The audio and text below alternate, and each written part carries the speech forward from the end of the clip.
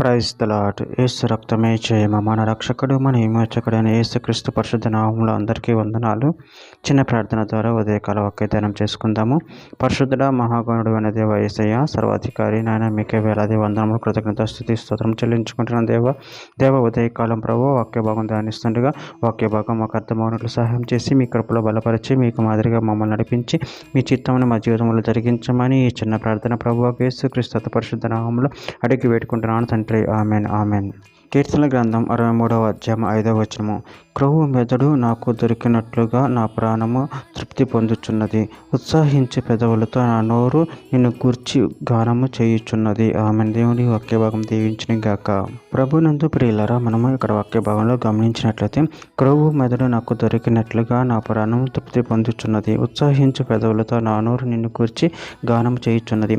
అదేవిధంగా వాక్య భాగంలో గమనించినట్లయితే కీర్తన గ్రంథం 36వ అధ్యాయం 7-9 వచనాలు. దేవా, నీ కృప ఎంతో అమూల్యమైనది. నరులు నీ రెక్కల నీడను ఆశ్రయించుచున్నారు. నీ మందిరం యొక్క సమృద్ధి వలన వారు సంతృప్తి పొందుచున్నారు. నీ అనంత ప్రవాహంలోనిది నువ్వు వారికి త్రాగించుచున్నావు. నీ వద్ద జీవ ఊట కలదు. నీ వెలుగును పొందియే మేము వెలుగు చూచుచున్నాము. కీర్తనల గ్రంథము 65వ అధ్యాయం 4వ వచనం. నీ ఆవరణం నివసించినట్లు నువ్వు ఏర్పరచుకొని చేర్చుకున్నవాడు ధన్యుడు. నీ పరిశుద్ధాలయం చేత, నీ మందిరంలోని మేలు చేత మేము తృప్తి పొందేదము. కీర్తనల గ్రంథం 104వ అధ్యాయం 34వ వచనం. ఆయనను గూర్చిన నా ధ్యానము ఆయనకు ఇంపుగా నుండును కాక. నేను యెహోవా యందు సంతోషించేదను. కీర్తన గ్రంథం 71వ అధ్యాయం 23-24 వచనం. నేను నిన్ను కీర్తించినప్పుడు నా పెదవులను నువ్వు విమోచించిన నా ప్రాణమును నిన్ను గూర్చి ఉత్సాహధ్వని చేయును. నాకు కీడు చేయి చూచువారు సిగ్గుపడి ఉన్నారు. వారు అవమానము పొంది ఉన్నారు. కాగా నా నాలుక నీ దినమెల్లా నీ నీతిని వర్ణించును. కీర్తన గ్రంథం 135వ అధ్యాయం 3వ వచనం. యెహోవా దయాళుడు, యెహోవాను స్తుతించుడి, ఆయన నామము కీర్తించుడి, అది మనోహరము. కీర్తన గ్రంథం 34వ అధ్యాయం 8వ వచనం. యెహోవా ఉత్తముడని రుచి చూచి తెలుసుకునండి, ఆయనను ఆశ్రయించిన నరుడు ధన్యుడు.